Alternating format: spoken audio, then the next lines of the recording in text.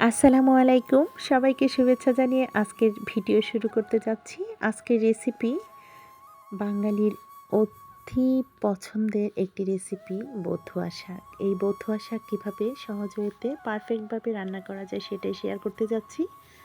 আশা করি ভালো লাগবে। ভালো লাগলে অবশ্যই লাইক কমেন্ট শেয়ার করতে ভুলবেন না। চ্যানেলটাকে সাবস্ক্রাইব করার বিশেষ অনুরোধ রইল।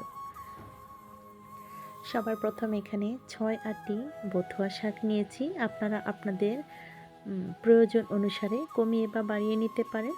যারা কিনা এই বথুয়া শাকটা বাছতে পারেন না তাদের উদ্দেশ্যে আমি বেছে দেখিয়ে দিচ্ছি। দেখুন, এক হাতে ক্যামেরা আর এক হাতে আমি চেষ্টা করছি।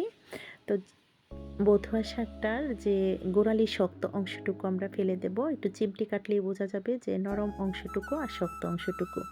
শক্ত অংশটুকু ফেলে দেব আর নরম অংশটুকু রেখে দেব। আমি লম্বা লম্বা করে বেছে নিয়েছি। আপনারা চাইলে কিন্তু ভালোভাবে গোড়ালির অংশটুকু ফেলে দিয়ে তারপর কুচিয়ে নিতে পারেন। যদি ভর্তা ভর্তা করতে চান তাহলে আমি এভাবেই রান্না করব ঝুরঝুরে করে। আর এই যে গোড়ালির যে শক্ত অংশটুকু এভাবে আমি কেটে নিয়েছি, কেটে ফেলে দিয়েছি। আর ডগার অংশটুকু ভালোভাবে পর্যাপ্ত পরিমাণ নর্মাল পানি দিয়ে ধুয়ে নিচ্ছি। 4-5 বার ধুয়ে নিয়েছি। ধুয়ে একটা স্ট্রেনারে ঝরিয়ে দিয়েছি যেন পানিটা ঝরে যায়। আমরা অবশ্যই শাক ধোয়ার সময় চেষ্টা করব পর্যাপ্ত পরিমাণ পানি দিয়ে বেশ কয়েকবার ধুয়ে নিতে, তা না হলে কিন্তু বালি কিচকিচ করবে। তো আমি স্ট্রেনারে ঝরিয়ে দিয়েছি পানিটা ঝরার জন্য। এদিকে চুলাতে একটা কড়াই বসিয়ে দিয়ে এখানে সয়াবিন তেল দিয়েছি। সয়াবিন তেলটা গরম হয়ে আসলে বড় আকারের 2টো পেঁয়াজ কুচি, 2টো রসুন কুচি দিয়ে দিলাম।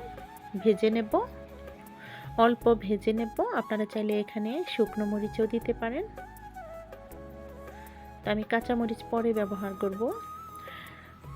পেঁয়াজ রসুনটা একটু ভেজে নেওয়ার পর এখানে ধুয়ে রাখা সমস্ত বথুয়া শাকগুলো দিয়ে দিলাম। স্বাদ মতো লবণ ছড়িয়ে দিচ্ছি। ছড়িয়ে দিয়ে একটা খুন্তির সাহায্যে ভালোভাবে ওলটপালট করে নেব।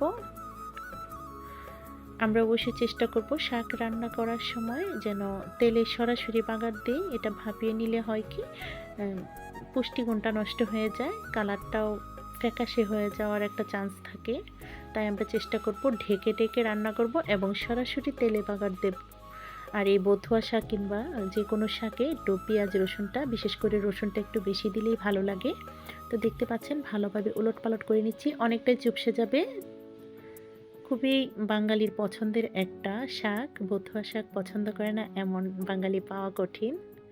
এখন কিন্তু দিয়ে দিলাম কাঁচামরিচ, 7-8টার মতো কাঁচামরিচ। মাঝখানটা মুখটা একটু ফেড়ে দিয়ে দিয়েছি, দিয়ে ঢেকে দিয়েছিলাম 3 থেকে 4 মিনিটের জন্য। চুলার আগুনটা মিডিয়াম টু লো ফ্লেমে রেখে শাকটা করে নিচ্ছি। আবার ওলটপালট করে দিচ্ছি। অনেকটাই চুপসে গেছে আর অনেকটা পানি উঠেছে। এই পানিটা দিয়ে এই বথুয়া শাকটা সেদ্ধ হয়ে যাবে। অনেকেই কিন্তু এই বথুয়া শাকটা বাছতে এবং রান্না করতে জানেন না। যারা নতুন আছেন তাদের উদ্দেশ্যে কিন্তু এই ভিডিওটা আপলোড করলাম।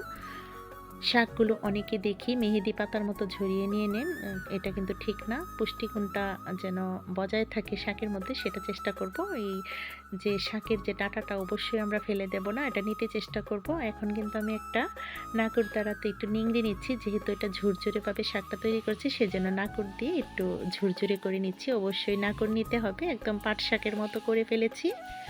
তো রেসিপিটা হয়ে গেছে। পরবর্তী ভিডিও দেখার আমন্ত্রণ রেখে আজকের মতো এখানেই। সবাই ভালো থাকবেন, সুস্থ থাকবেন। আল্লাহ হাফেজ। আসসালামু আলাইকুম।